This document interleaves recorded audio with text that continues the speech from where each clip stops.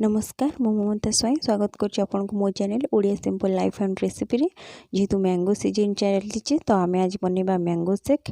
बर्तमान तो पाचिला आंब मार्केट बहुत आराम से मिल जाऊँगी तो से कौन कौन रखी देखो मुझे गोटे आंब नहीं पाचिला आंब ये गोटे ग्लास क्षीर नहीं कि आइस क्यूब नहीं कि चीनी नहीं कि किसमिश नहीं कि बादाम नहीं कि काजू को मुझे छोट छोट कर काटिकी रखी।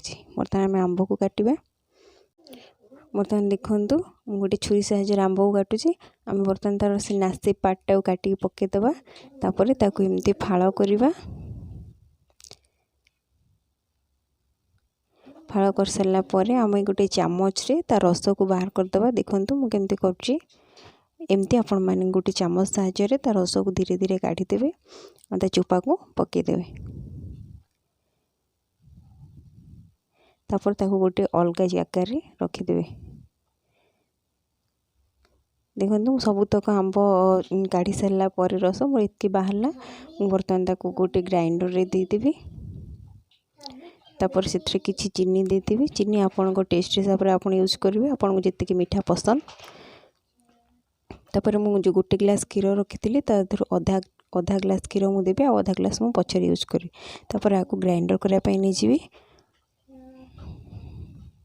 देखो बर्तमान ग्राइंडर कर नहीं आसपर एथिरे मु रखी आइस क्यूब और रखी अधा क्षीर को भी मु बर्तमान एथिरे देदेवी आ गोटे फाइन पेस्ट कर आनी। देखो बर्तमान से क्षीर को देदेली आपर मुझे ग्राइंडर करने को नहीं जी। बर्तमान ये सब को आउ थे ग्राइंडर करदेवी भल से ग्राइंडर करी। बर्तमान देखो ग्राइंडर कर नहीं आसी गोटे ग्लास टाक सर्व करी। गोटे ग्लास क्षीर और गोटे आंबर मोर 3 ग्लास मैंगो शेक बनी। बर्तमान आम मैंगो शेक रेडी हो गलानी केवल मु बर्तमान ताको टिके डेकोरेट करदेवी।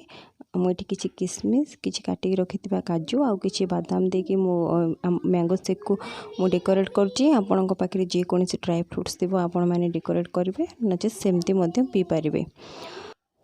जदि आपण मानक मोर आज वीडियो भल लगी था तो प्लीज मो चैनल को सब्सक्राइब करेंगे लाइक करेंगे फ्रेंड्स और रिलेटिव मान सहित शेयर करेंगे। तापर ये मुझे 2टा ग्लास मैंगो शेक को डेकोरेट करके भल से सजेकी रखी। देखो